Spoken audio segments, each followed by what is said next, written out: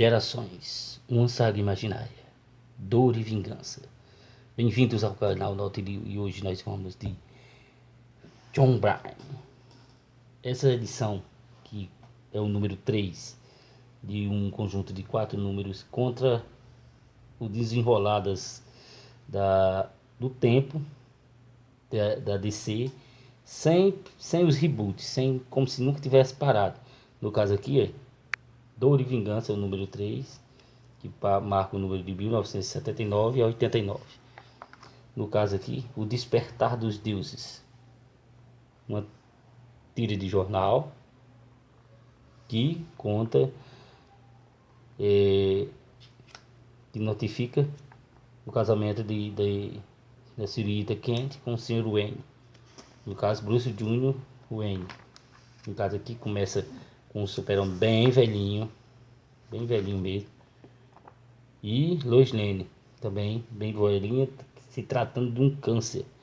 No caso aqui tem um doutor que está cuidando dela, esse doutor todo bigode, que no caso, depois vocês vão ver quem é o super-homem. Só que quando o super-homem começa a voar, se transforma, mostra que ele, como um semideus imortal, um kryptoniano, ele não envelhece.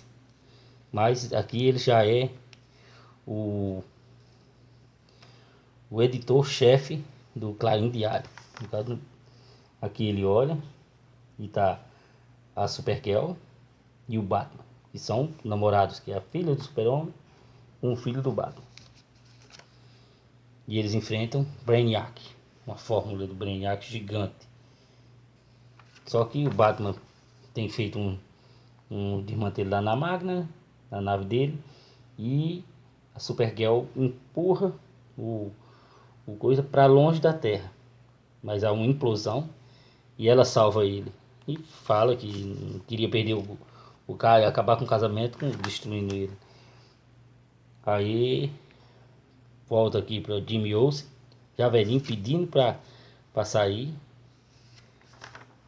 Depois corta de novo um cara escalando uma montanha, que nada mais é de que o Bruce Wayne, o primeiro, que estava procurando Ra's al Ghul, que era o cabeça de demônio, que era quem mandava os bandidos e coisa e tal. Aí ele vai, chama ele e oferece uma barganha com ele, que quem entrar dentro do poço de Lázaro, ele e Thalia, né? No caso, quem ia entrar era Ra's al Ghul e o Wayne. Aqui corta para o encontro do Wayne Jr. com a mãe deles, que não aparece dizendo quem é, mas todo mundo pensa que é Selina Kyle. No caso, Supergirl. É aqui que começa a história. No caso aqui, o Super-Homem teve 2 filhos. Um, que era o Jor-El, que não tinha poderes. Só que eles esconderam dele que ele não tinha poder, né? Que o Super-Homem não era o Super-Homem. Aí só ela teve o poder porque ele foi, no caso Lois Lane, foi afetada por uma kryptonita que ela foi exposta. No dia do casamento, o filho dele, o filho do Super-Homem, tira uma rajada nele e cria um campo de força ao redor deles. Aí todo mundo pensa que ele é Luthor. E ela se transforma em Supergirl e vai lutar contra ele. Só que quando eles tentam, eles descobrem que o doutor ficou junto com eles. E o Super-Homem está tão fraco que não consegue impedir que o Lex Luthor mate Lois Lane na frente dele. Depois que ele mata, ele se teletransporta. Enquanto isso, tem uma batalha entre a Supergirl e Jor-El, que tinha sido dado por um morto na Guerra do Vietnã. Aí ele conta que não morreu, que quem salvou ele foi Lex Luthor e que ele tinha jurado vingança. Aí os dois lutam, que ele agora está com a força kryptoniana também, de novo, e atravessa, empala ela com a mão, arranca o coração dela. Aí o Batman chega, não, cara. E quando ele vai para onde está Luthor, ele descobre que o efeito de ter dado os poderes a ele, como um humano normal, não ia sustentar, que o organismo dele não sustentava. E, de novo, outro ente querido do Super-Homem morre aos pés dele. Quando o Super-Homem vai tentar pegar ele era só um holograma. E aí, de repente, a, a esposa de Joel aparece e diz, não, que é uma vietnamita.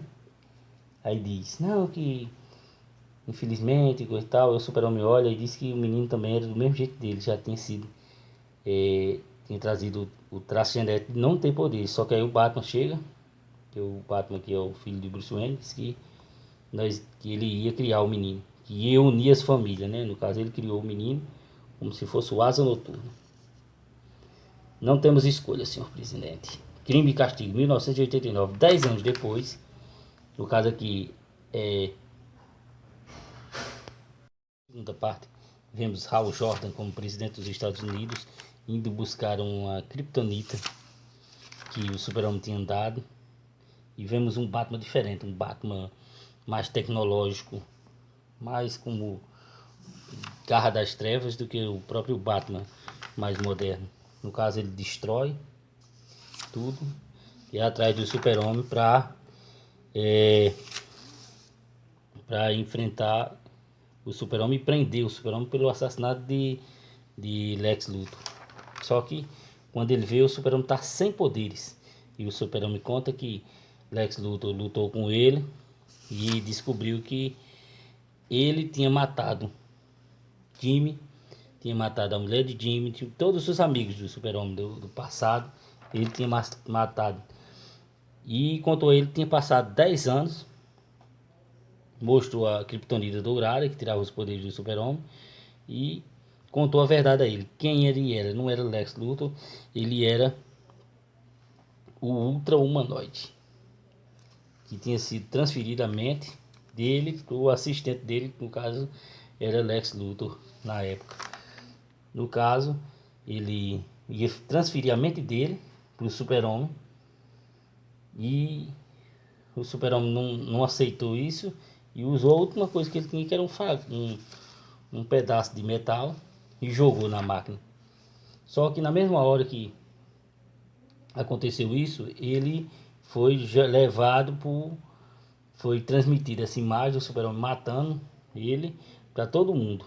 Aí ele foi julgado e condenado a ficar na zona negativa.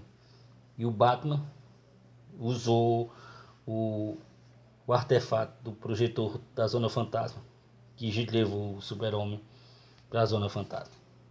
E valeu, tchau!